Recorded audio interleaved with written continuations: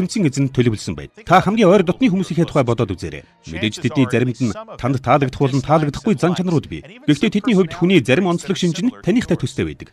Надад олон жил нөхөрлсөн Кен Кистл гэдэг дотны янд байдаг юм л да.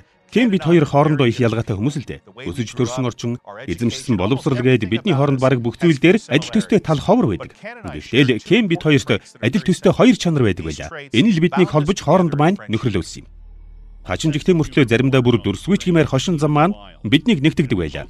Мөн бид хоёулаа амьдралаараа ертөнцийн эзнийг алдаршуулах гэсэн халуун хүсэл эрмэлзэлтэй байлаа. Энэ ижил төстэй тал маань биднийг бие биендээ татагдан нөхөрлөж, хэдийгээр бөмбөрсгийн 2 хязгаарт олон мянган километрийн зайтай амьдарч байгаа ч гэсэн энэ нь өнөө хүртэл үргэлжилсээр байна. Өнөөдөр ч гэсэн бид туршилгаа харилцан хуваалцаж, нийтлэг шинж чанартай болохоор бие биенээ илүү гүнзгий ойлгож чаддаг. ертөнцийн эзэн биднийг өөрийнхөө хийдэг зүйлийг хийх чадвартай болгож, өөртөө адил төстэй бүтээсэн болохоор бид түүнийг ойлгож, түүнтэй холбогдож, бас ямар нэг юм хуваалцах боломжтой болсон юм. ертөнцийн эзэн өөрийн амьдралын утга учир зорилгыг бидэнд өгснөөрөө бидний амьдралыг утга учир зорилготой болгосон юм. Гэхдээ энэ зохицуулалтанд нэг асуудал гарч ирдэг. Хүнд ертөнцийн эзэнтэй адилхан болох хариуцлагыг өгснөөр хүн зөвхөн ертөнцийн эзний хийдгийг хийгээд зогсохгүй. Зан чанарын хувьд бас түүнтэй адилхан болох ёстой болсон байна.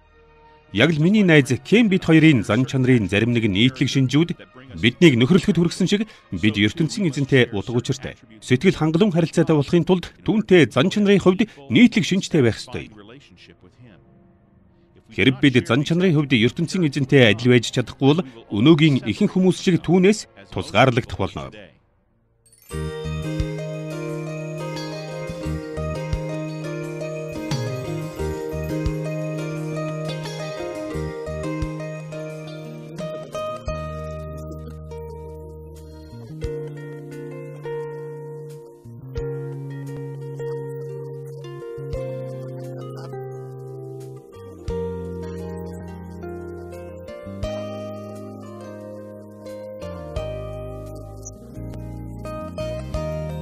Тодорхой тийм юмд итгэж чаддаггүй хүмүүс л гэдэг юм болов уу гэж боддоо шүү дээ, тийм ээ. Өөрсөнд тийм зориг байхгүй, итгэл байхгүй, ямар нэгэн зүйлд итгэж чаддаггүй хүмүүс л хүснээсээ өөр зүйл хийдэг юм болов уу гэж боддоо шүү дээ.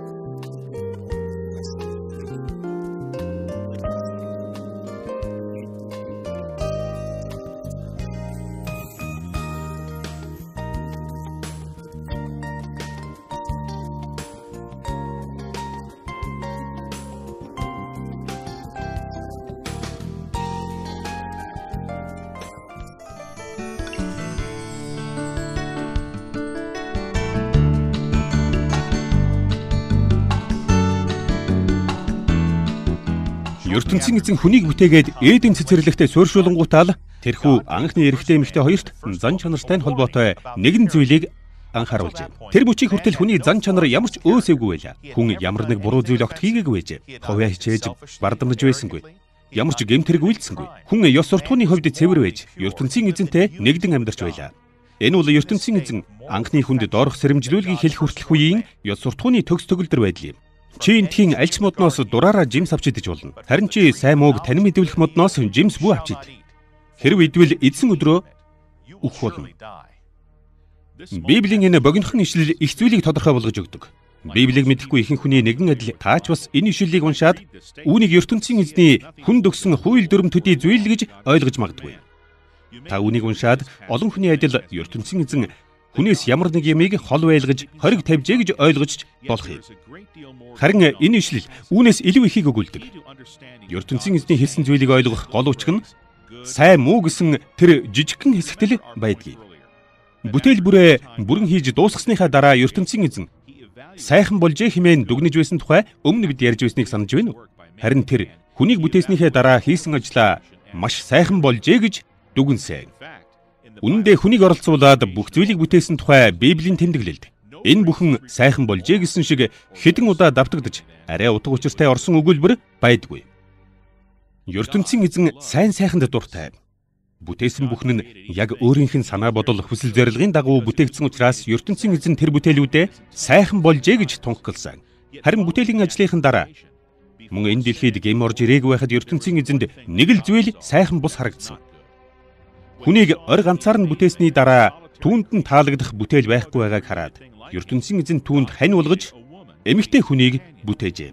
Учир нь эрэгтэй хүн ганцаар байх нь сайн биш. Бүтээлд өөрийнх нь зорилгыг тусгаагүй ямар нэг зүйл байгааг ертөнцийн эзэн харсан дараа үедээ тухайн байдлыг залруулж сайн болгосон. Үндэ эмэгтэй хүнийг бүтээсэн нь бас эрэгтэй хүнийг хэрхэн бүтээснийх нь тусгал болсон юм. Тэгээд ертөнцийн эзэн эрэгтэй хүний байдлыг хараад ингэж хэлдэг. Би түүнд тохирсон нэг туслагчийг бүтээж өгье. Өөрөөр хэлбэл эрэгтэй хүн ертөнцийн эзний зан чанарыг тусгалуулах ёстой бол эмэгтэй хүн эрэгтэй хүний зан чанарыг тусгална болох ёстой байжээ. Үннийг хэлэхэд хоёулаа ертөнцийн эзний зан чанарыг тусгалуулах ёстой байлаа. Эмэгтэй хүн эрэгтэй хүний хийдгийг хийж, харин эрэгтэй хүн ертөнцийн эзний хийдгийг хийх ёстой байжээ. Библиэд энэ санааг туслагч гэдэг үгээр илэрхийлсэн байдаг. Хизээ эрэгтэй эмэгтэй хүн ертөнцийн эзнээс харилцаагаа тасалсан байв. Тэд хизээ ертөнцийн эзний хийгээгүй зүйлийг хийж, түүний хүсээгүй хүмүүс болсон байв. ертөнцийн эзэн тэднийг Эден цэцэрлэгт байхад нь ингэж сануулдаг. Чи энэ цэцэрлэгийн альч модноос дураараа жимс авч идэж болно. Харин сайн мөг тань мэдвэлэх модноос жимс бүү авч ид. Хэрв идвэл эзэн өдрөө үхэх болно. Өөрөөр хэлбэл ертөнцийн эзэн Адамаа би ёрын мөг үйлддэггүй. Би зөвхөн сайныг л үйлддэг. Би чамайг зөвхөн миний хийдгийг л хийгээсэй гэж хүсэж байна. Би сайн учраас чи бас сайн байгаарай гэж хэлж байна. ертөнцийн эзний тушаалыг дагах нь сайн зүйл болох учиртай байлаа. Харин ертөнцийн эзний тушаалыг зөрчих нь сайн сайхны талаар түүний төлөвлөсөн бүхэнтэй холбоогүй бодол, мэдрэмж, үйлдэлийг оруулж ирсэн юм. Үүнийг Библиэд гэм гэж нэрлэдэг. Анхны эрэгтэй эмэгтэй хүн ертөнцийн эзнийг түүний сайн сайхныг эсэргүүцснээр гмийг энэ дэлхийд оруулж иржээ. Одоо бүгдээрээ Адам Хава хоёрын түүхийг үзэж, гим хэрхэн ертөнцийн эзэнтэй тогтоосон тэдний харилцааг устгаж, тэдэнд зориулсан түүний төлөвлөгөөг үгүй хийснийг харцгаая. ертөнцийн мөнх эзнийг бүтээсэн бүх амьтдын дотроос хамгийн зайлтай нь могой байжээ. Могой эмэгтэйд. Үнэхээр ертөнцийн эзэн та нар энэ цэцэрлэгийн ямар ч модноос жимс авч идэж болохгүй гэж хэлсэн үг. Харин эмэгтэй могойд бид энэ цэцэрлэгдэх моднуудаас жимс авч идэж болно. Харин цэцэрлэгийн төвд байгаа нэг л модны тухайд ертөнцийн эзэн та нар энэ модноос жимс авч идэж болохгүй, гар хүрч болохгүй. Тэгвэл үхнэ гэж хэлсэн гэжээ. Тэгтэл могой эмэгтэйд та нар огт үхэхгүй.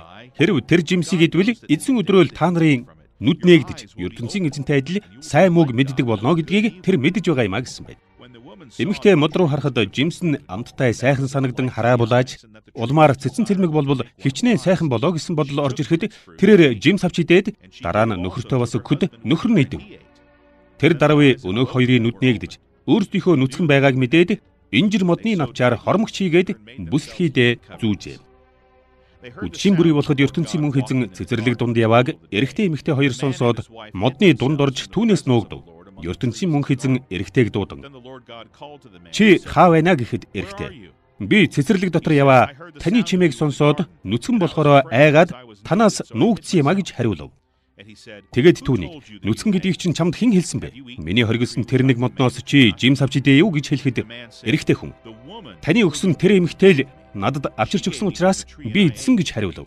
Тэгт нь ертөнцийн мөнх эзэн нөгөө эмэгтэй танд чи яаж байгаа чинь энэ вэ гэхэд эмэгтэй тэр могой намайг мэхэлснээс болоод би идсэн гэжээ. Хүн ертөнцийн эзний сайхан сэтгэлийг эсэргүүцснээрээ түүний хийдгүй зүйлийг хийсэн. ертөнцийн эзний хүнд өгсөн загвар бол сайн сайхан байлаа.